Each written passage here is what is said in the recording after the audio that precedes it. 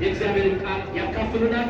ለመምህራችን የሚናገሩበትን በርትዕመት አንደበት ለእኛ ደግሞ የምናዳምጥበትን የተቀደሱ ሕዝበ ልቦናዎችን እንዲሰጠን የአምላካችን ፈቃድ ከሁላችን ጋር ይሁንልን። ታቦተ ኢየሱስ ከነ ቤተሰቦቼ በሰላም ስላደረሰኝ 100 ብር አስገብቻለሁ ብላችሁ ጭማ ነገር በልታ እግዚአብሔር ያክብርላቸው።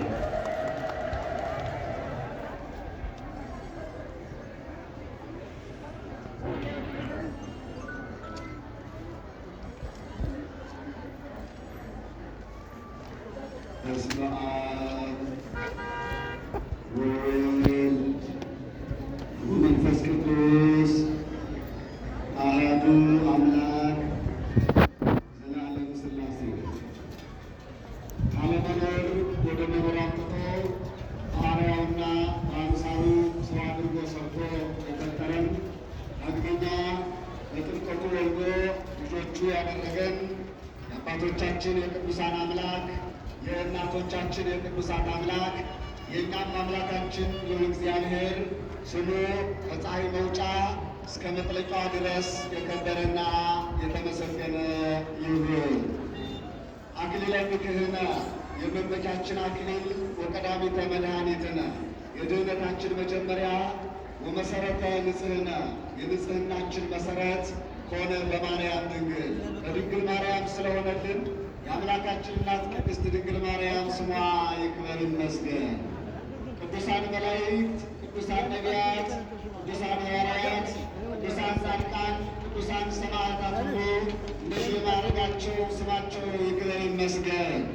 እጅግ የተከበሩ አባታችን መልአከ ምሕረት ቆሞስ አባ ገብረ ማርያም ወልደ ሳሙኤል የዚህ ጥንታዊና አንጋፋ ታሪካዊ ቤተ ክርስቲያን ዋና አስተዳዳሪ፣ እንዲሁም እጅግ የተከበሩ አባታችን መልአከ ብርሃን ሙላት ክብር የአየር ጤና ኪዳነ ምሕረት ካቴድራል ዋና አስተዳዳሪ፣ እንዲሁም በዱባይ፣ በኳታር፣ በሳውዝ አፍሪካ በአፍሪካ በርካታ አብያተ ክርስቲያናትን ያስተዳደሩ አባታችን መላከ ምሕረት ቆሞስ አባ ግርማ አያስብ ሌሎችም የአገር ስፖርቱ ልዩ ልዩ የስራ ክፍል ኃላፊዎች የክረሰው ልዩ ልዩ የስራ ክፍል ኃላፊዎች የአድባራትና የገዳማት አስተዳዳሪዎች ካህናት፣ ሊቃውንተ ቤተ ክርስቲያን፣ መምህራነ ወንጌል፣ የሰንበት ትምህርት ቤት አባላት፣ ምዕመናንና ምዕመናት ሁላችሁም ቸር በሆነ አምላካችን ፍጹም ሰላምታ ሰላም እላችኋለሁ።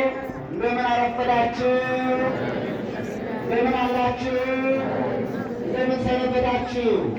እንኳን ለብርሃነ ልደቱና ለበዓለ ግዝረቱ በሰላም በጤና ያደረሳችሁ። እንኳን ደስ አላችሁ እላችኋለሁ።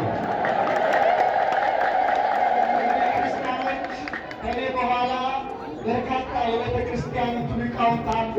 ነገር ግን እኔ እድል ተሰጠኝ በእናንተ ፊት ቆምኩ እንጂ ነገረ መለኮትን አራቀው አመስጥረው የሚያስተምሩ የቤተ ክርስቲያን ሊቃውንት ከኋላ አሉ። ሊቃውንቱ ስሳሳት እያረሙኝ፣ እናንተ ደግሞ እየሰማችሁኝ ለውስን ደቂቃዎች አብረን እንቆያለን ማለት ነው። ለዛሬ የምንማማርበት የትምህርታችን ርዕስ የሚሆነው